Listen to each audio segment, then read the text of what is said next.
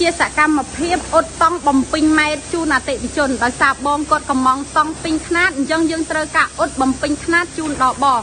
ហើយបងដែលគាត់បារម្ភរឿងតង់ជ្រាបទឹកបងកុំបារម្ភណាដោយសារតែកន្លែងប្អូនគឺជាប្រភេទម៉ាស៊ីនអត់ចាមិនមែនម៉ាស៊ីនដេទេបងប្អូន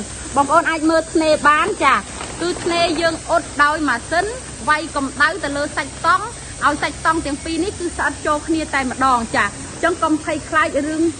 ជ្រាបទឹកឲ្យសោះចាអញ្ចឹងបងដែលចង់បានខ្នាតទំហំប៉ុណ្ណាក៏បានខាងខ្ញុំអ៊ុតជូនបងប្អូនបានតាមតម្រូវការមិនថាខ្នាតតូចខ្នាតធំចាបងប្អូនវាស់កន្លែងមកតតឹងប្រមាណបណ្ដោយប្រមាណជំរឿប្រមាណចាបងប្អូនយកដាក់ស្រះទឹកយកទៅបាំងឬក៏យកទៅគ្របផ្សេងបងប្អូនប្រាប់តែទំហំមកខាងខ្ញុំធ្វើជូនអត់ឲ្យខុសទេចាចឹងព័ត៌មានលម្អិតអំពីតម្លៃឬគុណភាពផលិតផលបងប្អូនអាចខលប្រឹក្សាយោបល់ជាមួយនឹងអ្នកជំនាញលក់បានចាសូមអរគុណសម្រាប់ការទស្សនាវីដេអូនៅថ្ងៃទី12ខែ11ឆ្នាំ2025វេលាម៉ោង3:40នាទីសុខសប្បាយសំណាងល្អ